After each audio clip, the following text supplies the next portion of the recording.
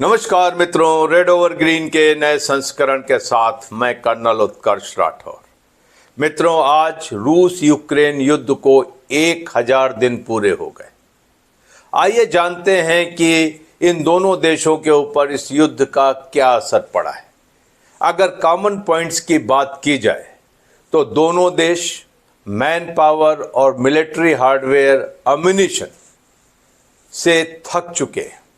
उनके गोदाम खाली हो चुके हैं, उनकी डिफेंस इंडस्ट्री खाली हो चुकी है।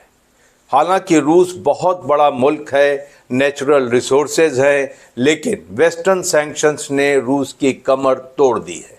हालात ये हैं कि उसे छोटे छोटे मुल्क ईरान, नॉर्थ कोरिया से अम्यूनिशन और बाकी साजो सामान लेकर यह युद्ध लड़ना पड़ रहा है। यूक्रेन एक छोटा मुल्क है और उसकी हालत और भी खराब है। यूक्रेन अपने ऊपर इकोनॉमिक रूइन को देख रहा है। कम से कम 60% इंफ्रास्ट्रक्चर मुल्क का बर्बाद हो चुका है। कोई एबल बॉडीड मैन नहीं है वहाँ पर जो कि आज युद्ध लड़ सके। हालांकि यूक्रेन की मदद सारे नेटो मुल्क ने और ख़ासकर अमेरिका ने की, लेकिन वो मदद नाकाफ़ी थी और वो मदद इस तरीके से यूक्रेन को दी गई कि वो यूक्रेन रूस पे कोई बड़ा अटैक न कर दे, जिसकी वजह से रूस न्यूक्लियर स्ट्राइक पे आमादा न हो जाए। तो ये मदद बड़ी चालाकी से दी गई, थोड़ी थोड़ी दी गई और इतनी ज़्यादा कभी नहीं दी गई कि यूक्रेन रूस के आक्रमण का मुंह तोड़ जवाब दे सके।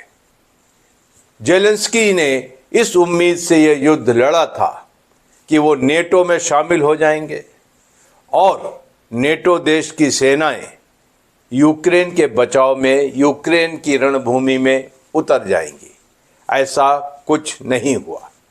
इसीलिए आजकल सोशल मीडिया पर जेलेंस्की की हालत को देखते हुए एक नया शब्द इस्तेमाल किया जा रहा है, यूक्रेन।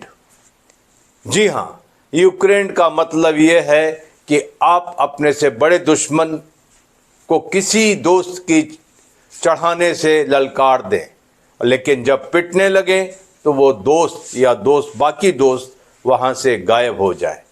जेलेंस्की की हालत लगभग वैसी ही है। अभी हाल में प्रेसिडेंट बाइडेन ने यूक्रेन को आर्मी टैक्टिकल मिसाइल सिस्टम या अटैक एम्स इजाज़त दे दी कि रूस पर फायर कर सकते हैं।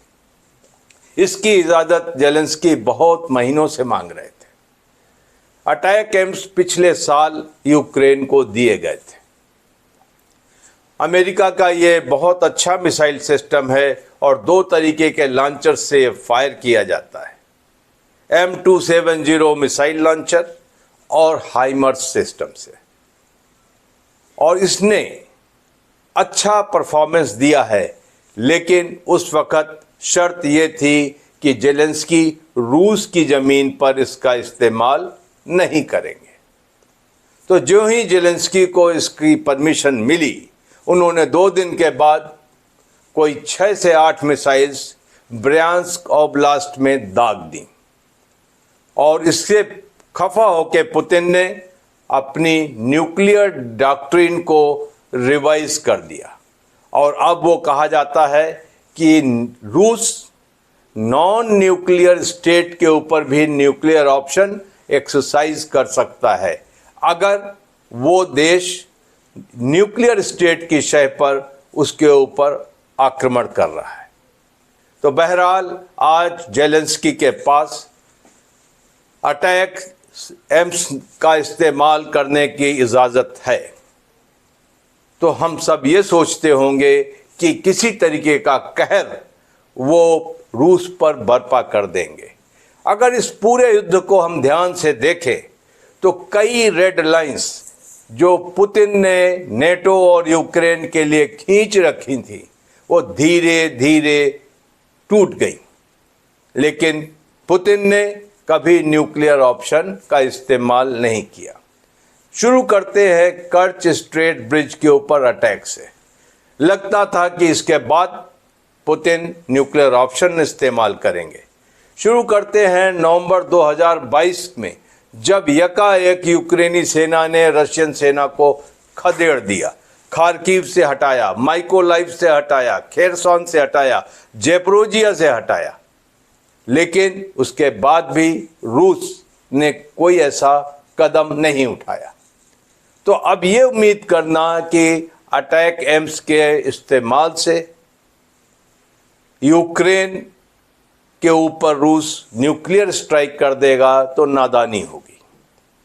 लेकिन रूस यूक्रेन युद्ध में कुछ खास बातें हुई हैं, और ख़ास बातें ये हैं कि डोनाल्ड ट्रंप अमेरिका के राष्ट्रपति बनकर आए हैं और जनवरी में वो शपथ लेंगे, व्हाइट हाउस में पहुंचेंगे।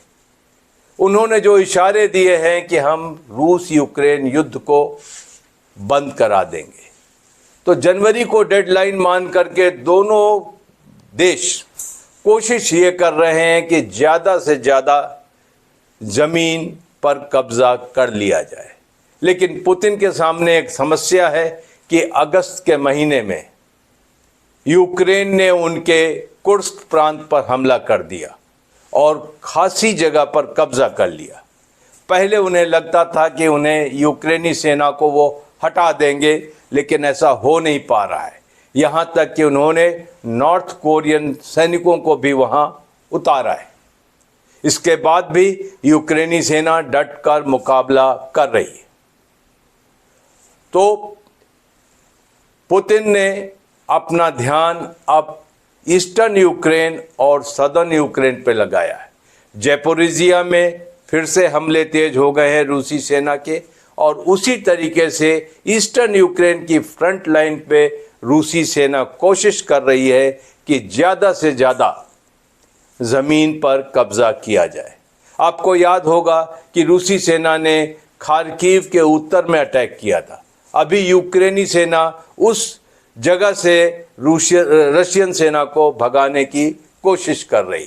तो बहरहाल दोनों देशों की कोशिश ये है कि जब वो शांति की बात करें या नेगोशिएशन के टेबल पर बैठें तो उनके पास तुरप के इक्के होने चाहिए, तो उस तरीके से वो उसको सेटल कर लेते हैं। आपको याद होगा कि पुतिन ने ये युद्ध शुरू किया था सिर्फ दो चीज़ों के लिए, कि उनको डोनेट्स्क और लुहांस्क या डोनबास का क्षेत्र चाहिए और क्रीमिया उनके पास था।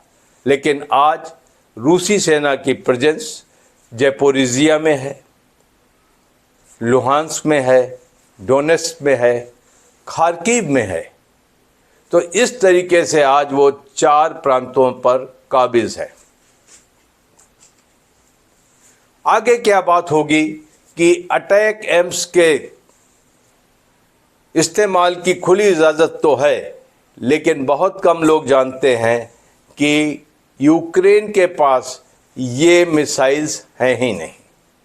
अमेरिका ने साफ कहा है कि अमेरिकन सेना के पास ये मिसाइल्स बहुत कम हैं, तो वो यूक्रेन को नहीं दे सकते।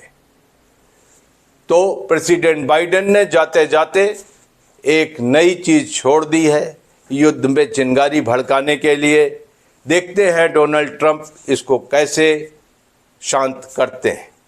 लेकिन अभी के लिए आज जब 1000 दिन पूरे हो गए हैं, दोनों देश युद्धरत हैं और दोनों देश ये कोशिश कर रहे हैं कि जनवरी आते आते कितने बड़े भूभाग पर वो कब्ज़ा कर सकते हैं। आज के लिए सिर्फ इतना। बहुत जल्द मुलाकात होगी, तब तक के लिए जय हिंद।